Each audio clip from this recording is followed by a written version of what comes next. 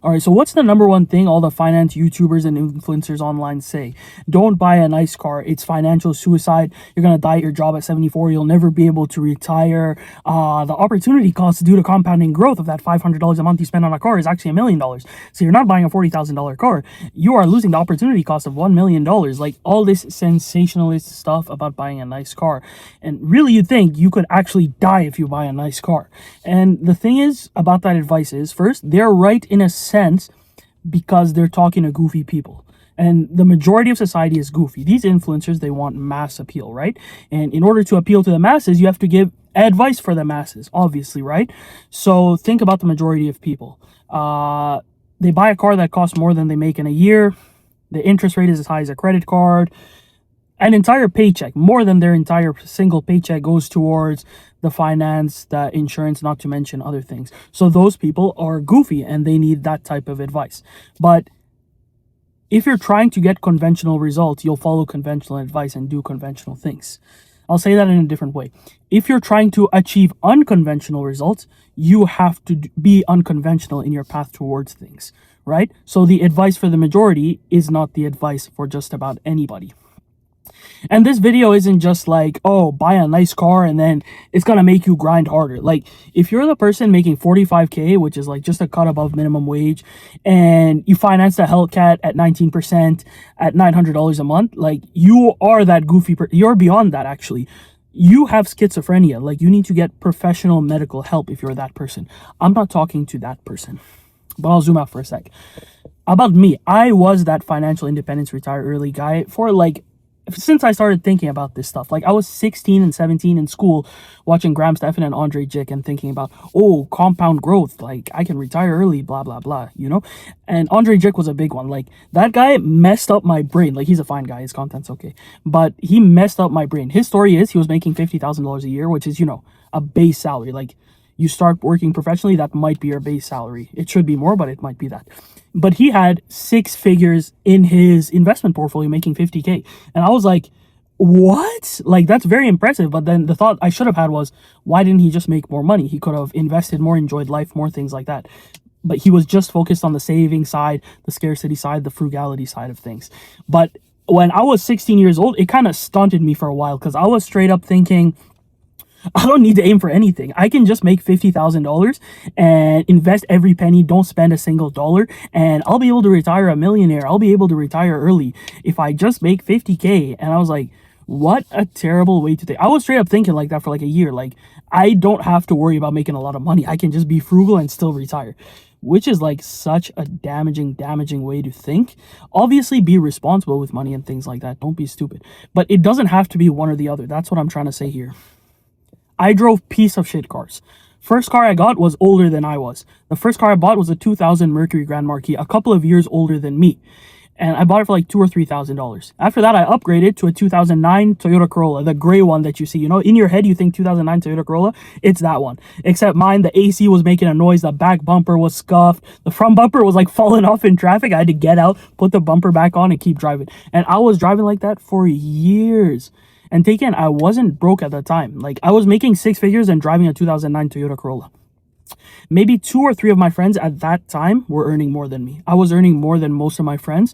Not as a flex, like they were studying, doing things, like developing themselves. So that's normal. But no matter what any of my friends were doing, student, minimum wage job, normal job, business, I had the worst car of all of them. Like, far and away, I had the worst car out of all of them. And I was making more than most of them at that time. And I lived like that for a while, because I was just thinking, yo, instead of buying a car, I can just invest that money and I can retire at 42 years old instead of 65, and I can be financially independent. Like, so goofy now thinking back on it. And pretty much at any point in time, I could have bought, like, not a Ferrari or some shit, but I could have bought an Audi, Mercedes, BMW, something pretty nice, used, like a pretty penny. I could have bought at any point in time, and I didn't.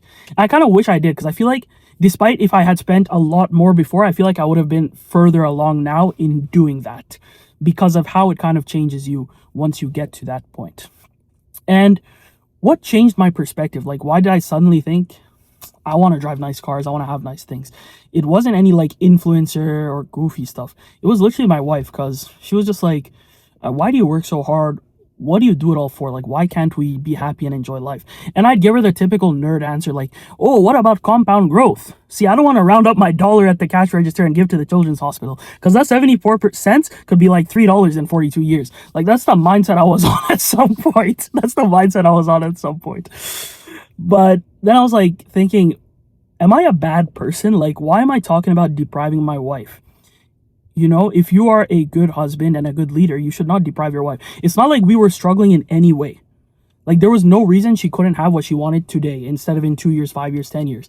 And I'd keep saying we'll enjoy life later, but when's later? Like, you want to be 40 and 50 and start enjoying life? Even 30 feels pretty old to me to start enjoying life.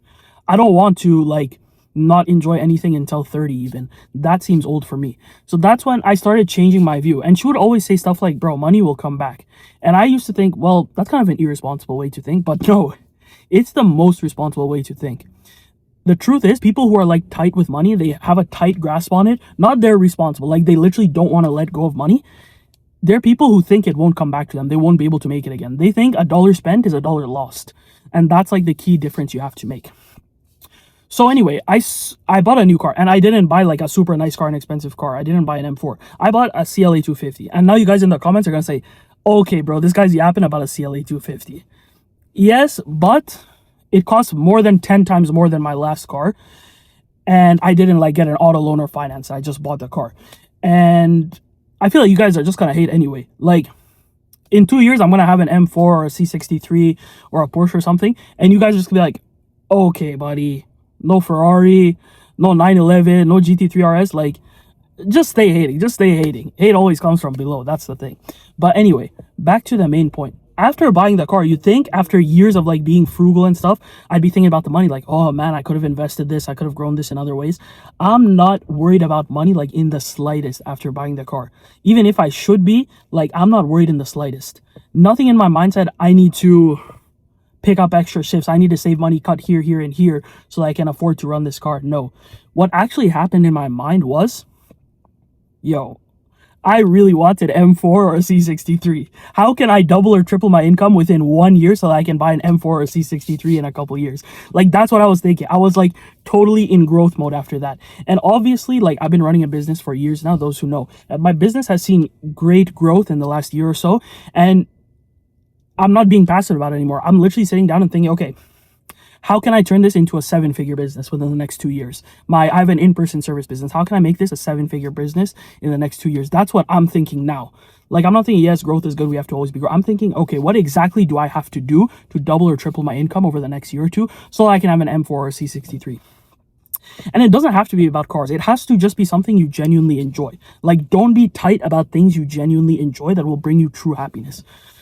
Like, if you were the guy watching Top Gear as a kid, watching Formula One, and then on your 16th birthday, you went to the drive test place to get your learner's permit on your 16th birthday, like I hopped on the bus and got it on my birthday.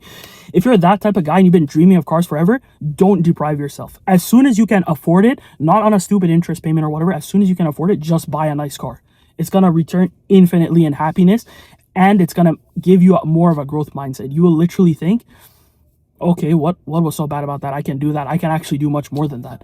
And that's how I'm thinking now, straight up. I'm literally just thinking, yo, like, the money will come back, and it will come back way better. I'm just thinking, I want to get this, and that out of life now. And why can't I get it? Whereas a year ago, or even 6 months ago, I was always thinking, oh, we got to save, we got to do this. But don't think about saving as much as thinking about investing, building cash flow. Not investing in your TFSA or your 401k, like investing in actual growth in your business, in your personal life, things like that, because the return on that will be so much higher than like the projected 10 to 12% you'll get in the stock market. That's like all I had to say. I know this is a super long-winded video for a very basic point, but to summarize the very basic point again, don't be tight with your money. Think the money will always come back. And always think, how can I develop myself in a stronger way? How can I make myself worth more to earn more? That's sort of how my mindset shifted. And like I said, it doesn't have to be a car. Like, I wear cheap clothing. But if you're a fashion person, buy some nice clothes. What am I trying to say? The Toyota was great until I bought the Benz. Now I don't want to drive the Toyota anymore. The Best Western is a fine hotel until you stay at the Fairmont. After I stayed at the Fairmont once, I never stayed at the Best Western again, I'm pretty sure. So that's kind of the mindset you have to go in with these types of things. Like, literally just expect more from yourself. I know this sounds so rah, sounds so goofy, like, okay, grind set, Sigma grind set. It's not Sigma grind set. It's literally expect more from yourself.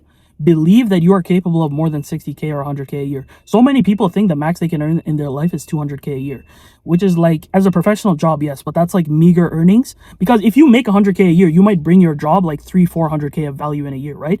So you can extract that value for yourself if you provide it to other people directly. Just think about that.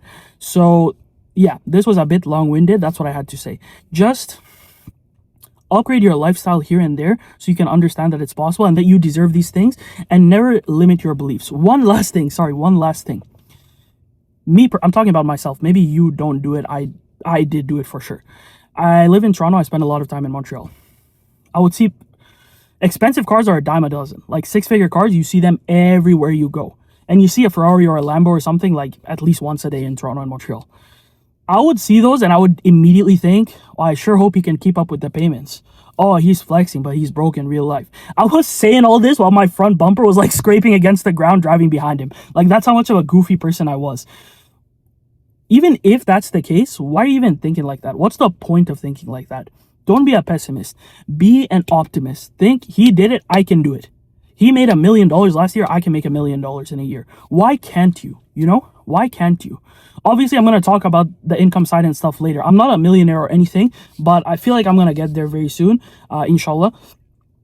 And I've like been in every trench you guys can imagine. I've been deeper than a lot of you guys could possibly imagine. Like, I've had some difficulties in those areas too, but I feel like I'm starting to figure things out, and I'm going to talk about it more and more. I can't tell you how to make money really, but I can give you like the main principles of what to do. No one can. If someone says, I'm going to make you a millionaire, blah, they're just lying to you, right?